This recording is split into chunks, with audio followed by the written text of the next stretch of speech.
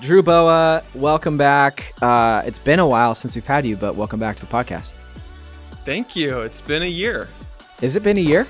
Is that where we're at? It's been a year. Or, that's the understatement of the decade. Like right? how many ways we could go with that one. It has been a year. Yeah, into 2021. So it's been, unless everyone gets, non-COVID by March, then it'll be more than a year, which we don't need to get into that. Okay, Drew. So we were thinking about having you back on, and a couple things that you talk about, because we're going to do a couple episodes here.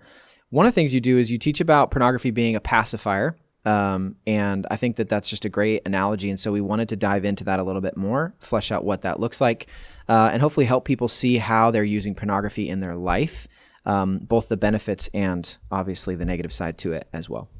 Yeah, this is such a great topic because I think for most people, when they get into recovery because of pornography or sexual brokenness, they're focused on the behavior.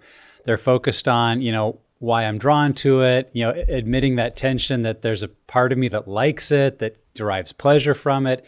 And so we can focus on stopping the behavior. But what we're talking about today is really recognizing how we're using pornography really to meet other needs. And I think that helps take our journey a lot deeper. So Drew, help us launch into it. How does porn soothe us? What does that mean when we say we use porn for soothing?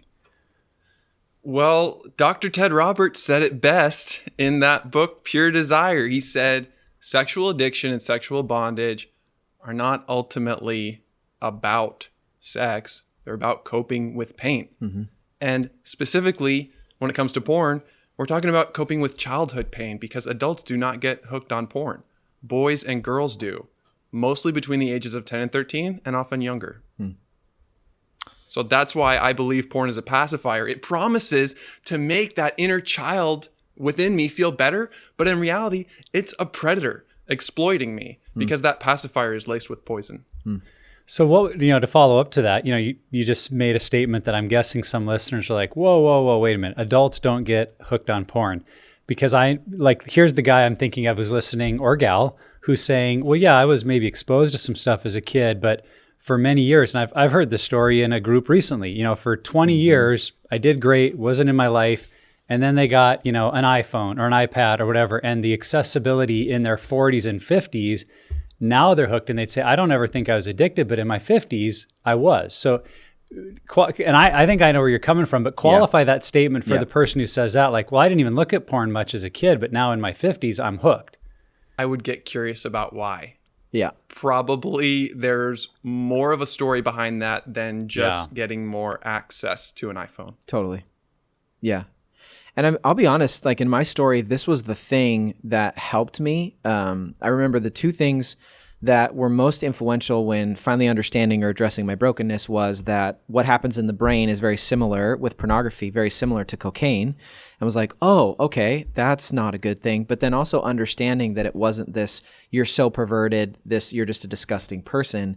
It's you're using this to medicate pain in your life. It doesn't just mean you're this dirty person. And so I think for me, I resonate with this. And I think understanding the soothing power or the pacifying power of porn and understanding how I used it that way, that was really helpful in unlocking the freedom for me.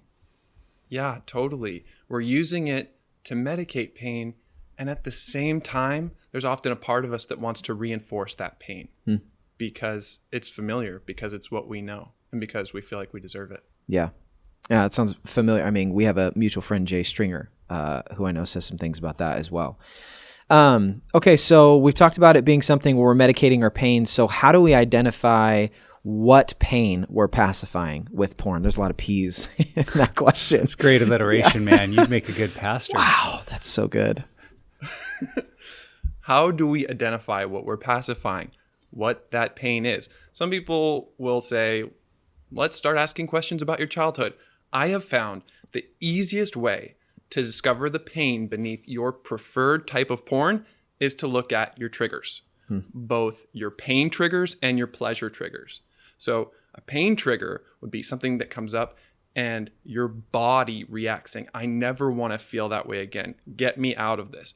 A pleasure trigger would feel like a magnet, like I am so drawn to that thing and I don't understand why, but it's really compelling. It's stirring up a response in me. A trigger is an automatic response that's disproportionate. So if a car is coming and it's about to hit me, I'm going to get triggered to get out of the way, and that's very natural. But sometimes, let's say there's like a tricycle coming at me, but I feel like it's a Mack truck.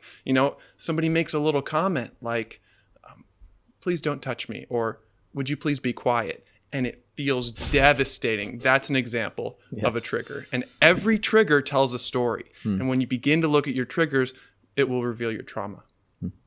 Well, and I think it'd be helpful to qualify or quantify a little bit what we mean when we say pain, because I think when some people hear I'm using pornography to pacify pain, they think of really overt kinds of pain, like abuse, anger, I got fired, like really intense kind of pain. And they're maybe saying, well, I've never used pornography and I don't really have that much pain in my life. But we're also talking about very covert kinds of pain. Things like in my story, I could identify with loneliness or boredom or feeling like no one really was paying attention to me or I didn't matter. And I'm sure in my 20s and early 30s, wouldn't have even thought of that as pain.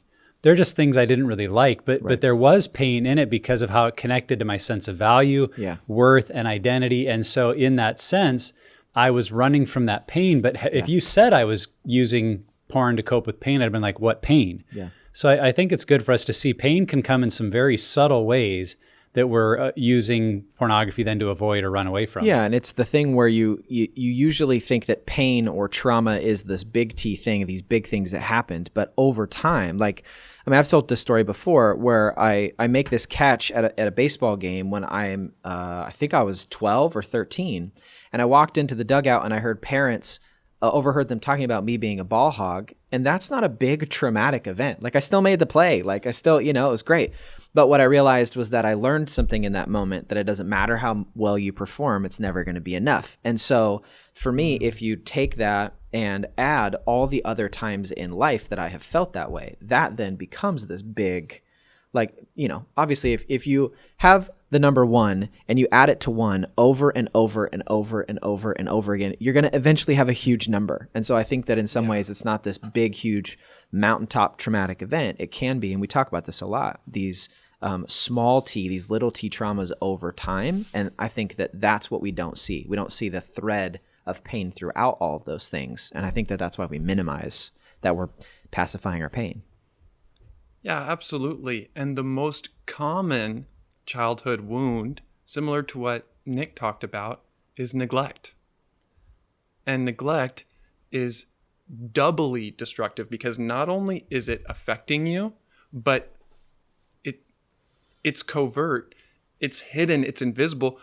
We don't even know that we've experienced neglect because it's all we know. So abandonment and feeling, let me say it this way. So trauma can come in many ways. There are the big T traumas and the little t traumas. There are the things that shouldn't have been done to us that were done to us. And there's the things that should have happened that didn't happen.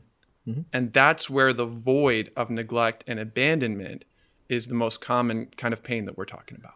Yeah, and I think about a quote we've used on this podcast of the idea that everyone is born looking for someone looking for them.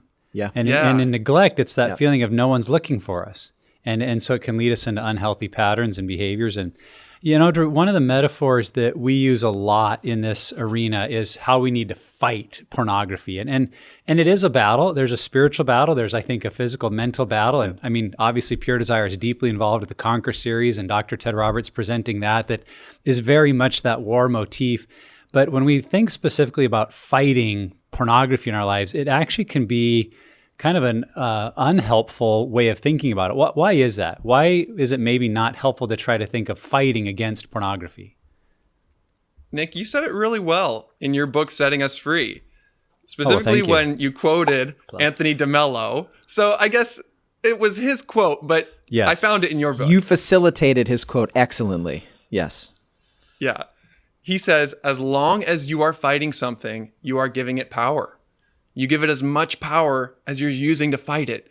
So many of us for years have been fighting porn so hard, and it's frustrating and it's exhausting because in the end, we're giving it power. Yeah. And as long as we are fighting that battle, we can always lose. It doesn't matter how far you get. If you're constantly fighting, constantly trying to resist these urges, in the end, even after a year of fighting that battle and winning, I relapsed.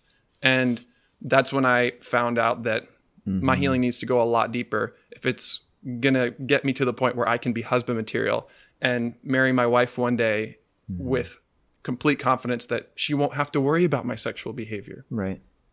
One of the illustrations I heard a pastor friend of mine use recently was the idea of like if this apple tree is dying and fruit is falling from it, in so many ways our like actions to try to help solve that problem often are like just taping other apples to the tree. And it's like, that actually doesn't help anything. Like they're not going to stay up for very long either. But that's not addressing the real issue. And I think that's the problem with fighting is we're putting a lot of energy into something that's not creating any result. Just fighting pornography or just saying, I won't do it again. Or even those moments of, I'm finally going to be honest. Being honest isn't enough. You have to figure out why you're doing what you're doing. You have to go down to the root of the tree if you want it to produce right fruit. And so I think that comes from gospel fluency, the fruit to root principle that he talks about in that book. But I just think that imagery is so powerful that if you think about it, it looks foolish to try to tape apples to an apple tree to make it look healthy. We got to go to the root if we want it to actually produce the right fruit. I think of it kind of like that middle school scenario of the bully who's like taunting and like, oh, you're stupid or dumb. And you've got a group of friends who are like, just ignore him. He's an idiot. Like, just walk away. And the truth of that, like, if you just walk away and ignore him, most bullies they're looking for a fight. They're looking for someone to challenge them. They're driven by kind of that rush of, let's do this. And if you're just like, whatever, and ignore them, it kind of becomes this non-issue because they go on to somebody else versus, that pornography idea. If we're sitting there like, okay, I'm not going to go to that website and I'm not going to go to that, like in saying I'm not going to go to that website, I'm thinking about that website and my brain is releasing these chemicals. And there's this whole process that now I'm actually engaging with the very beast that really I need to avoid. I need to withdraw. I need to go to other things and not engage the bully they're looking for that fight. Yeah. That is such a scientifically accurate statement because research has shown that resisting an urge intensifies it. Allowing an urge to pass with mindfulness and gentle observation usually takes less than half an hour. But if you are actively resisting an urge, trying not to think about it, trying to make that erection go away, you can stay aroused for hours. And that's why it can feel so hopeless. Yeah. I also think in scripture that the law came to increase sin, like that idea of like when you tell someone to not do something. I mean, I have a case study at home. He's 4 years old. I just say, hey, don't do this. What's the first thing he wants to do? He wants to go do it and piss his dad off, and it works. But it's just human nature. I mean, even if you were just to think about it, it is human nature. Even that, like, don't think about the pink elephant. It's like, well, crap. Okay. Well, that didn't work. Like, it's just, it is human nature from the beginning. Yeah. I think that's how we've been since sin entered. So let's make a shift. Instead of fighting our sexuality, let's fight for our sexuality. Keep going. Please expand. My sexual desires are not bad. They're not the problem. They're from God. What I need to learn how to do is manage them and express them in a healthy way. And that is what lasting freedom looks like. Yeah, absolutely. Okay, so another approach is fleeing or running away. And that is such, I think that is a default for so many people. Or the fighting, we know that takes a lot of energy. Fleeing just seems like the easy way out, but that's also super detrimental. So talk about that. If porn is a bully, and I like the way that we are talking about porn as a bully, because it does target young kids. It targets young kids and it violates us from a young age and has power over us, even if for the rest of our lives we're trying to fight it or trying to run away from it. fleeing is still a fear-based response. It's still fight, flight, or freeze. And God has not given us a spirit of fear, but of power, love, and self-control. And if you're constantly avoiding porn, even if it's through accountability software and internet filters and getting a flip phone, is that coming from a spirit of power, love, and self-control? I think sometimes it can be a temporary solution, but eventually there will come a time when you can't run away. And you'll be in a situation, even if it's 20 years down the road when you're 50 years old and all of a sudden porn comes back up into your life. Right.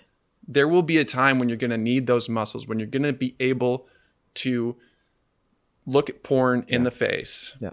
And if you can get to a point where you're so healed and free that it does nothing for you, that it doesn't even appeal to you anymore, then you will finally have the power and porn will have no control over you anymore. I love how you link that, Drew, to our limbic response as a fight, flight, or freeze, and just seeing how if that's our go-to and it's a limbic response of just survival, that's not us staying in health, that's us going to an unhealthy place. But the pastoral side of me would like to interject here for a minute just to say that I do think we have to take seriously that the number one response Scripture gives us anytime it lists sexual immorality, particularly in the New Testament, is flee. Run away, have nothing to do with, keep far away from, not even a hint of. So I think the issue is not necessarily with the concept of fleeing, it's if that's the only method we know how to use. And it's how effective can it be? Because maybe we're feeling tempted by our computer and so we quote unquote flee, but our smartphone's still in our pocket, and so then we throw that away and then it's like, well, now we're by someone else's, like the temptation in our world and culture in some sense is unfleeable. and particularly the temptations we carry in our own brain. And so, yes, like in an escape plan, we have an escape plan as a free tool at Pure Desire that is saying if you're in the midst of realizing you've made some bad choices and you're getting triggered and you don't know what to do, like a response of flee in some method needs to be part of your plan. Get out of the room, leave the environment, get out of the restaurant, shut down your browser. Like that part is healthy, but like you say, if it's just about fear and then that's our only strategy is just to try to avoid, you can't avoid your own past and your own emotions. So you've got to have some other structures in place that can help us move towards health. And that's the key. Avoid porn, befriend my emotions, befriend my desires, move closer to them, move towards them, because at the core, they are good. Yeah, the visual that came to mind was like whack-a-mole. Like us running away and fleeing all the time is like whack-a-mole, but I don't know if you've ever played it, but they keep coming. Like they don't go away. So unless you go over to the wall and unplug the unit, it's gonna keep happening. And so I think that the fleeing allows us, because we talk about this a lot too, the fleeing allows us to step back and gain clarity again, and we're not in this super triggered, super tempted mindset, and then we can make healthier decisions to then, what am I going to do if I find myself in that situation again? And so the fleeing is, I think, initially a huge part of it, coupled with making sure that we're putting practices, people, principles, resources, all of that into place to help us when we re-enter that situation. Yes, there is a place for fighting. There is a place for fleeing. Ultimately, though, God gives us something way better, which is love. Can perfect love cast out fear? Write that one down. Yeah, it's good. Super good.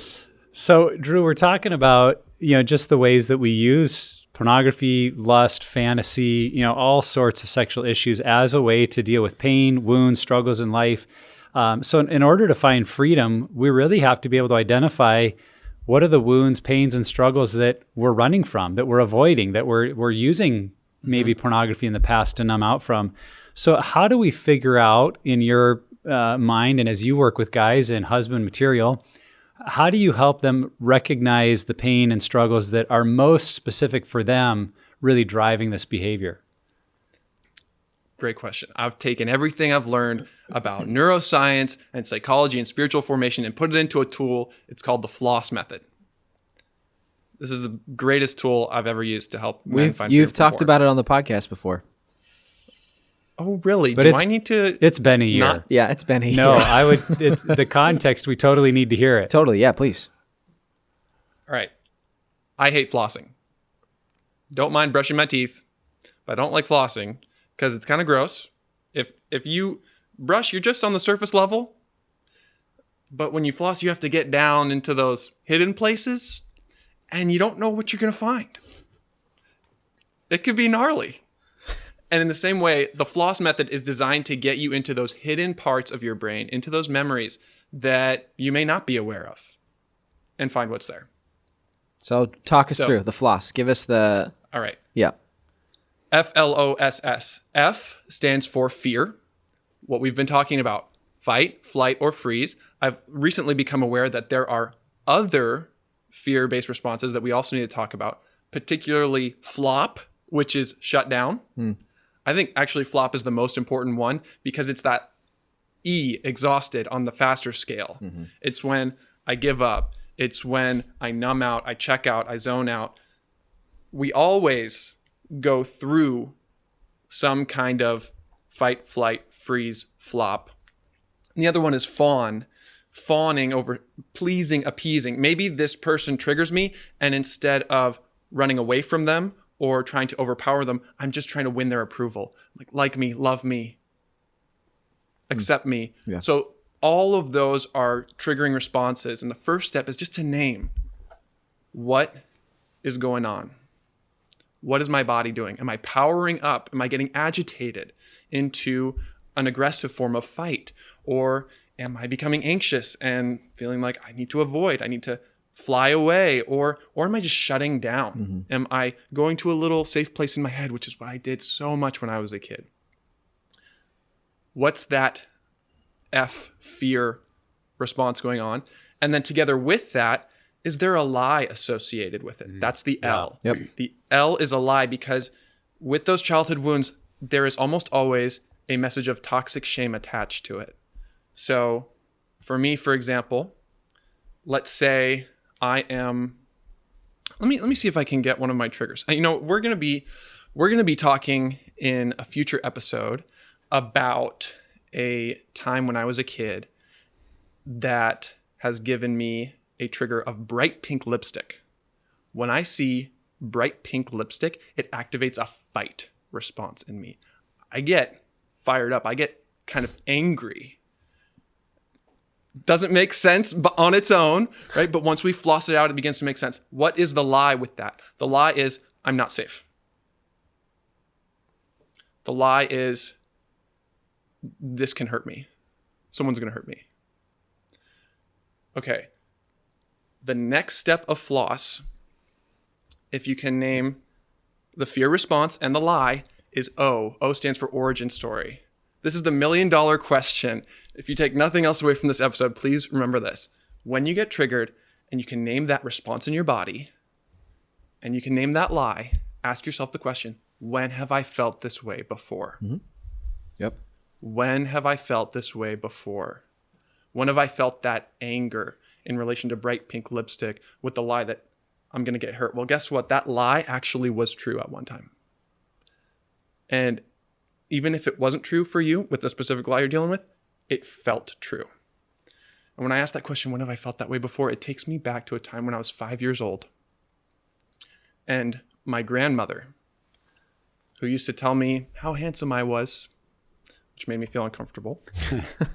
and then she would force her way to my face with bright pink lipstick and plant a big one on my cheek in front of all the family to see. And I hated it. Yeah. My parents saw it, they were aware of it, and they did nothing. And I remember running to the bathroom, washing my face, scrubbing that lipstick off as hard as I could. No one was there to protect me. I was harmed. I was humiliated. I never would have called it sexual abuse, but that's what it was. And so when I can get into that origin story, all of a sudden the trigger makes sense. Now you can understand why that would set me off. We all have triggers. You may not think I carry a lot of trauma, but I'm sure that you have triggers. Mm-hmm. And those triggers are telling a story. In fact, a trigger is a time machine. It's taking me back. I feel like I'm that little boy again, that 12-year-old boy. So that origin story will reveal the story behind the trigger. And then the next step of floss is sadness, to grieve for that boy or for that little girl. We are not good at that, I think, in the church, grieving. Yeah. To grieve both what happened, what should have happened, and what it taught me. It gave me a fear of women. It taught me the lie that women are allowed to dominate and humiliate me. And that has shown up in my life in many ways. Even though she was not the only woman to treat me this way, I learned this is normal. Yeah. And that needs to be grieved. That needs to be lamented. And little Drew needs me to be angry on his behalf. And we'll talk about that more on healing the inner child. But that's the S. And then the last one is the final S of floss, surrender. Surrender to the truth. How does God feel about what happened? Yeah. What does God say about what happened? What is the truth? And let me center myself on that. Let me hold on to that. Yeah. Because the lie that I'm not safe is now over.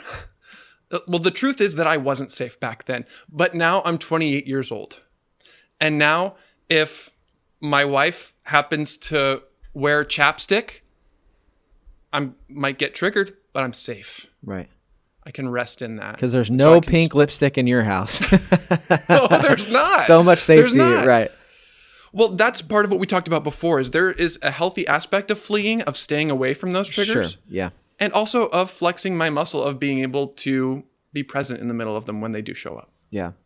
As you're sharing that, I was thinking one of the things that I've been chewing on recently is that the sin impacts our response to negative things in life. Sin, there's overreaction and underreaction.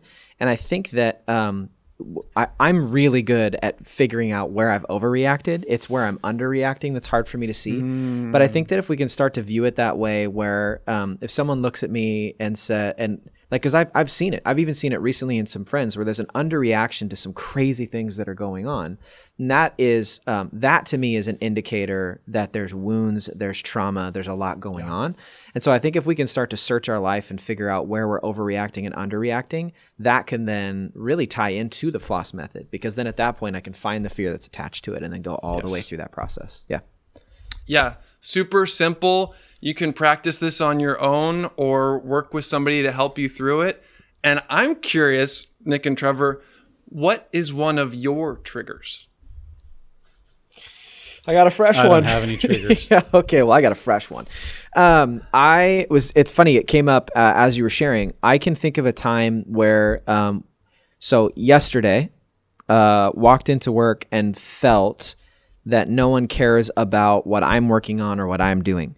They only care about their things or their perspective. For me, I've been able to tie that through most of my life, going all the way back to my childhood, where you could have, and if you grew up in a Christian home, you might have experienced this too, or you just had parents, I guess. But I remember I would always hear, I would ask, why do I need to do something? And my parents would say, because I told you to, because I said so. And what's funny is I totally say that now to my kids, right? So I'm just recreating this trauma train, but I think reenacting. Right. And I think that though is tied to a couple other things that happened in life where my perspective wasn't valued, or I was, like another one is being blamed for something I didn't do. And those two are actually merged together over time. And so, like yesterday when I walked into work, that's what I felt. I felt people don't actually value my perspective or what I think about this. And I'm just being told what to do. And because it's the thing to do. So that's a fresh one. I'm actually, it's still today too. So very, very fresh. Maybe we could help you work through that, Trevor. How could you floss this one out?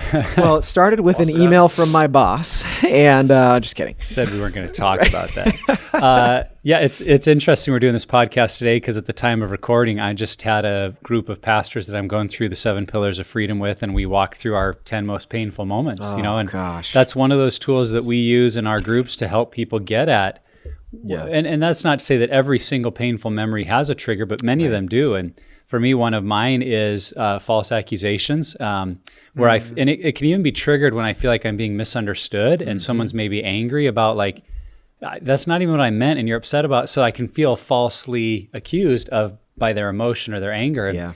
And, for me, a lot of that I think stems from a, unique story. 4th grade year, there was a class spitwad fight in which I was not involved, and I will say truthfully on the podcast, I attempted to be. I tried to get, to figure out how to get the paper through the straw, and I never could figure it out. So I felt like a failure. But then when the kids all got caught, they implicated me as being equally involved. And so I can own that, well, maybe I did attempt to, so maybe I should have paid the same punishment. But what really hurt wasn't the detention time. It was that I felt like my friends had turned against me. And that where they could have stood up and said, no, Nick never was, they said, yeah, Nick was. And what's, even ironic looking back, you talk about identifying the lie. Looking back, I can assume they were friends after that, and we had made many good memories. I don't think they were trying to cause me pain. I think they were just, Nick's one of our friends. He's a part of the group. Like, we were all in on it. And so it actually could be a story, if I would rewrite it, that was about inclusion and about belonging to a group that, hey, I was a part of that group of friends, so just own it. But instead it felt like I'd been turned against, and that was the lie of really, when push comes to shove, friends will do whatever they need to and they'll turn against you. And so I have to be aware of that. Like when I feel falsely accused, now I create that they're the enemy because they're no longer my friend. And it is interesting when you can kind of take that deep breath and see the connection points. It's like, oh, okay, I'm recreating a scenario that even in its original case wasn't exactly what I took out of it. Yeah. I love what you said about taking a deep breath. Because that sadness step of floss softens the body. Totally. Yeah. And it de-escalates the fight, flight, freeze, and it allows us to give and receive love. It allows us to open up to God, to other people. Yeah. I think another thing I'll just mention in that is that our emotions are not us. They're a part of who we are, but we so often think if I allow myself to feel sad, I'm just a sad person, or that's just who I am. And it's not true. Like I get angry, but that doesn't make me an angry person. And so you need to be able to identify, like, name it, but then also just give yourself the terminology that keeps circling back in my life is self-compassion. Yes. So I think we need to pump the brakes a little bit, don't judge ourselves as much, and understand that we all have this complex array of emotions that we all experience. Yeah. So. Yes, and our emotions are evidence of love. This is something I've been learning and teaching a lot lately. Anger is love in the face of opposition. Anxiety is love in the face of a threat. Sadness is love in the face of loss. So these deep emotions show us how much we care. Yes, not always in a healthy way. So let's say we... I just think of the visual, just the clothesline, like all these little moments in life that are tied to this clothesline or this lie. But once we've identified those wounds and been able to tie those maybe to our sexual struggles, what do we actually do with that? What does it look like moving forward from there? This is the question that purity culture never answered. What should I actually do with my sexual urges and attractions and desires? Whether it's an urge to use porn or same-sex attraction, or a desire to do something that I don't understand, that I don't even want, but I feel it so strongly. What should we do with those desires? Well, first of all, we need to identify what they really are. At the surface level, there are urges and attractions. Something as simple as, I want this, I want that. For example, one of my sexual urges and attractions has been to porn featuring oral sex and humiliation. Well, guess where that comes from? It's a reversal of what happened to me. So the surface level urge is something that I hated about myself for so long. Like I was so aroused by violating other people, by invading their mouths and faces. Now that I've understood the origin story behind it, it makes more sense, but it's still not healed yet. First, I have to understand the deeper desire. What is the ache and the yearning and the longing below that surface level urge. And in my case, it was to be safe.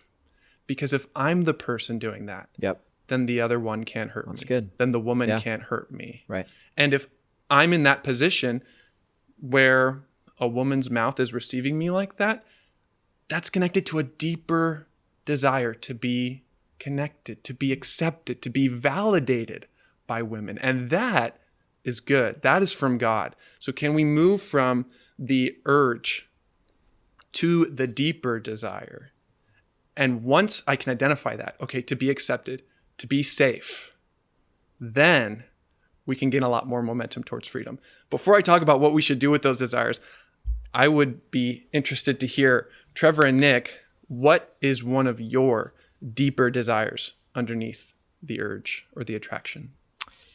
I mean, I like if you were to look at, because I know our friend Jay Stringer talks about it, that you just look at what you search in porn, what you view, and that so often is the key to finding freedom. For me, I want to be desired. I want to be desired. I want to be pursued, which I think I struggled with some shame growing up too, hearing that like men are the ones who pursue and women are the ones who respond. And so I was just like, what?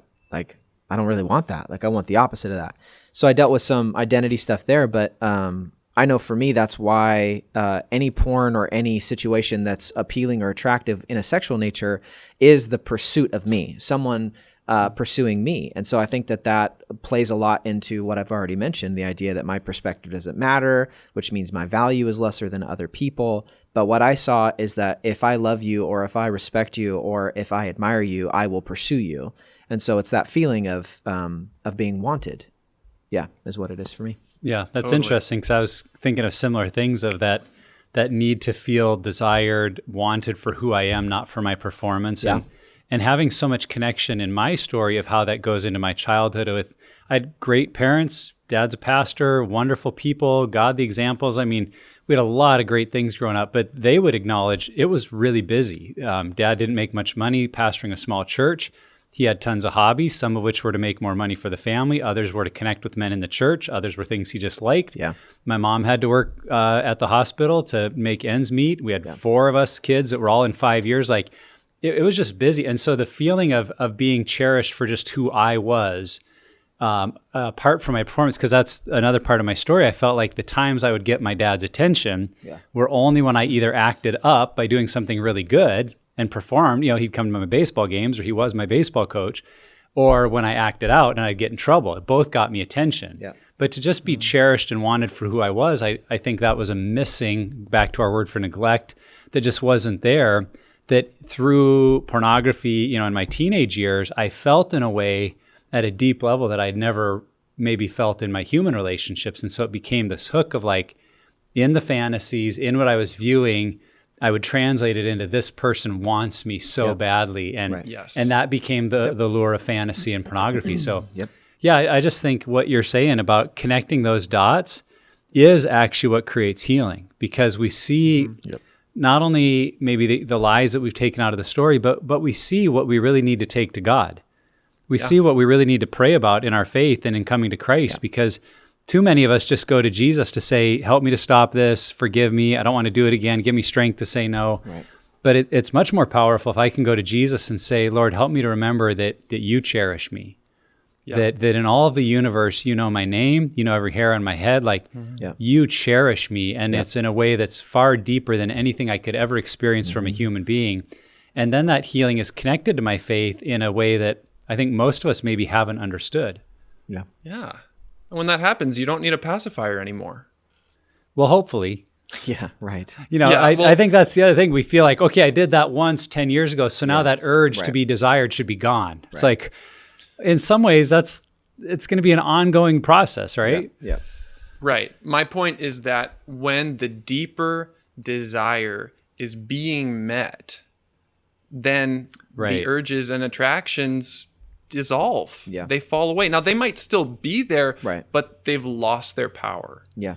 So I want to make a bit of a challenge here, because I know that you guys believe that simply having a stronger relationship with God where I feel accepted by him, I feel pursued by him, feeling safe with God, in my case, is a part of the picture.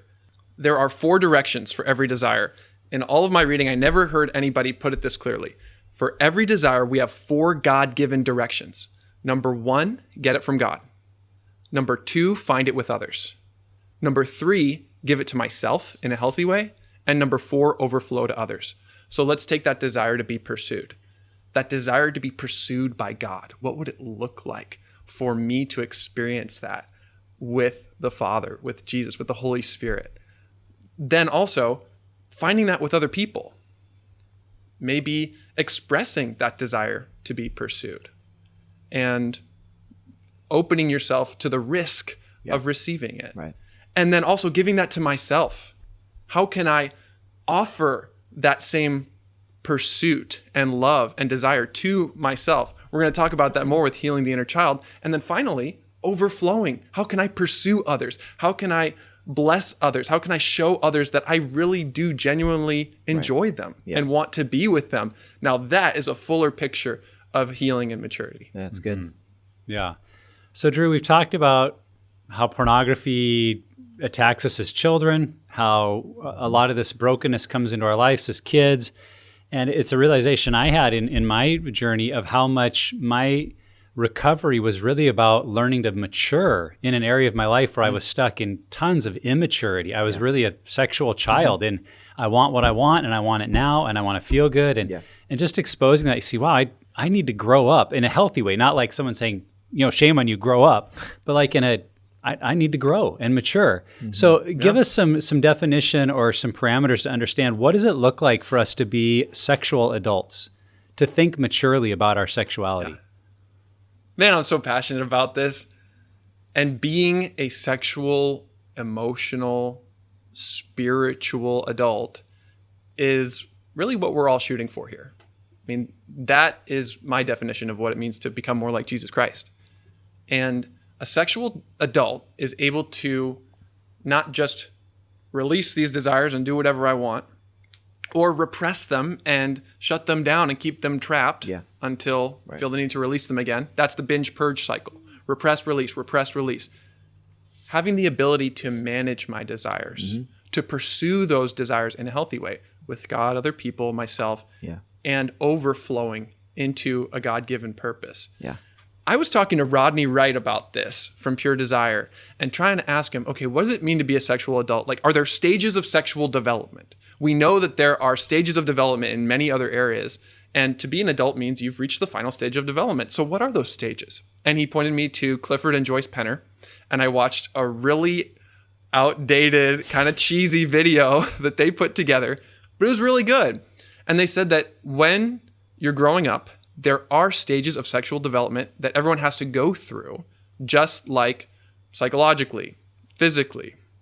I think there are even stages of spiritual development. But it starts as an infant with the stage of attachment.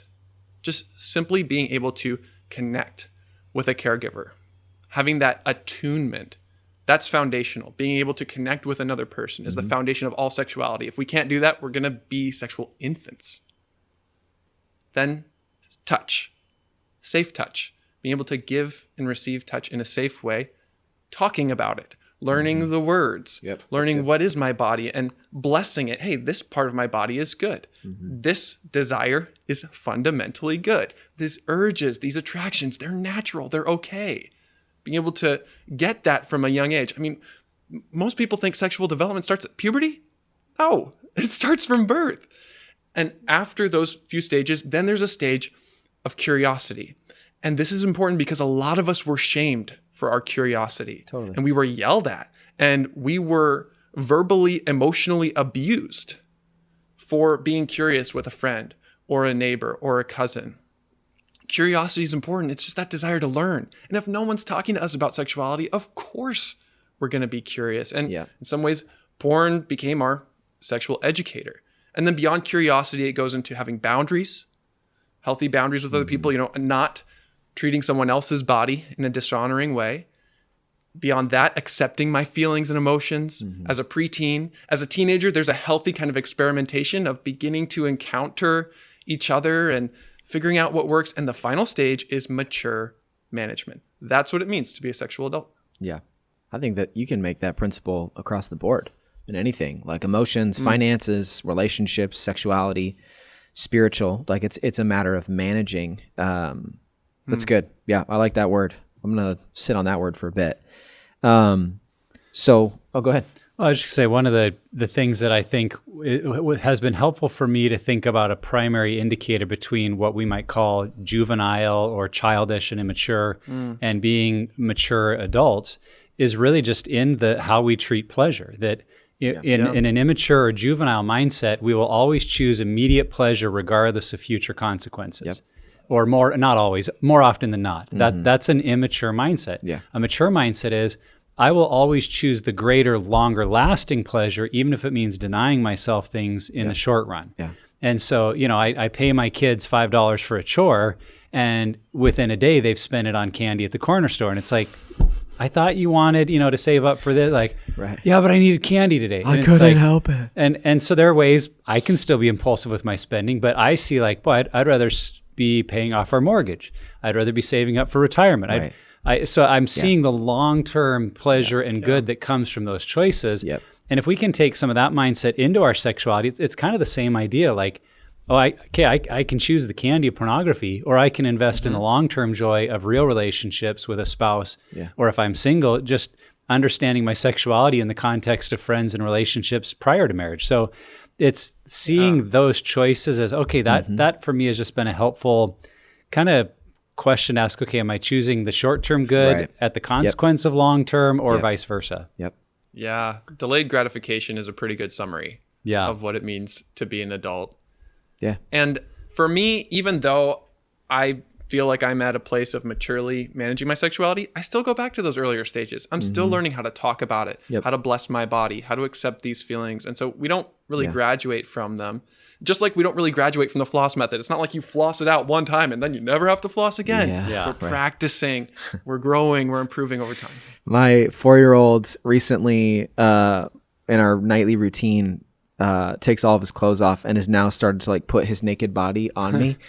And it's like funny, but also like there is shame in there with me. Like, stop, no, And so as you're saying that, that's the stage I'm in, is learning how to communicate. Because I think that you could probably have a toe or a finger in all of those stages at one time. Because I think in managing my sexuality is one thing, managing my kid and understanding his body in the conversation is a whole nother thing.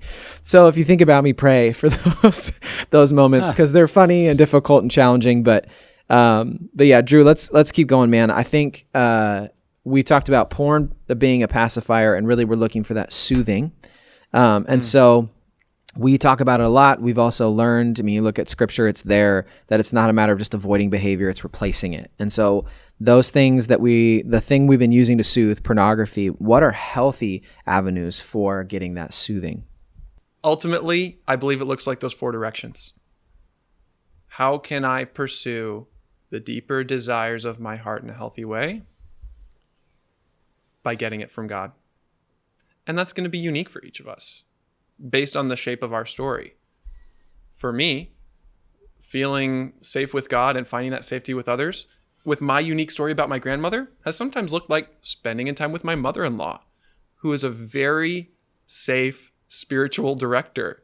She's really wonderful, and I feel like she's the grandmother I never had. So that's kind of a corrective experience. It's a healthy way for me to find that feeling of validation from a woman in a way that I didn't get. Also, just being able to give that to myself. Being able to set boundaries or not allow my 3-year-old daughter to dominate or humiliate me. Those are some of the ways that I feel like I'm continuing to grow, and also overflowing to others. How can I create a safe place for another person? So that's with my desire for safety. I wonder what it is for you. And ultimately what we're talking about is self-care and healthy ways of soothing. I find the most helpful way for me to reframe self-care is not like doing something for myself, because that just feels selfish. Rather, how can I care for little Drew? How can I spend some quality time with little Drew? What are some words of affirmation that he might need to hear right now? Yeah, right. And then when I go do my self-care, it's not about me. it's about him. And it becomes such a special, meaningful time. And that's why we're talking about healing the inner child on a future episode. Yeah. Plug. So stay tuned for that. Yeah, I think, Drew, something you said earlier in the episode about our triggers is just noticing them, observing what we're feeling, questioning, okay, where is this coming from? Yeah. And then being able to respond in a healthier way, because I really think there's not necessarily one way or one thing we can go to soothing, because it really can depend on what we're feeling. And so, for me, like in my trigger of maybe boredom, which boredom being linked to I don't matter, no one's paying attention to me. If in that boredom I'm feeling the desire for lust or fantasy, I can soothe that way. Yeah. And, historically my brain has found that works, at least for the short term. It's an immediate gratification. But if I'm noticing that, like, boy, well, I'm feeling bored, I'm feeling drawn to this. Okay, what's going on? What am I hearing? Yeah. And then I can respond to that by maybe going to a trusted person, to my spouse, to a group member, to say, boy, for some reason I'm just really struggling, feeling like no one cares about me, like I'm alone. And I don't necessarily need you to fix me. I know that for me to process that helps me see the lies behind it. And so to kind of make some healthy choices, here's something I'm going to choose to go do today. And maybe it's to go hang out with a friend. Maybe it's to call up a family member that I haven't talked to in a while. It's to engage in a relationship that I remember, like, oh, it's not about me. I've got tons of people that love me, and life is good. Right. So entering back into a place of gratitude versus loss is a method for me. And Nick, that feels like it aligns so perfectly with that story you told, where you thought everyone was against you, but in fact, you had friends who loved you and who were wanting to include you with them, even though it felt like the opposite.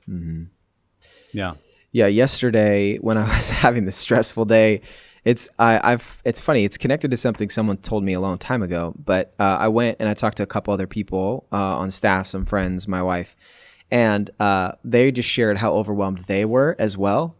And it was like, oh, okay, I'm not alone. I'm not the only person. And it made me kind of come above the tree line of my emotions and where I was in that narrative I was telling myself. And like, I'm not the only one who's got stuff they got to do, and people telling them or asking them to do things that they don't feel like they have time for. And I reached out to our producer, Justin, one of my best friends. He was just like, I'm not solving your problem. I'm just going to tell you how you feel is valid. I was like, yeah. Thank you. I deserve, right? Like I deserve, thank you, but it was a mixture of all of that where I was able to, at one point I was sitting at my desk, and I'm a pretty happy, joyful person. So when I feel sad, it's hard for me to separate that emotion from my identity. But I sat there for a minute. I'm just like, let's just do the next thing. What's the next task? What's the next thing I can do on my list just to keep moving forward? Because I could have totally wallowed.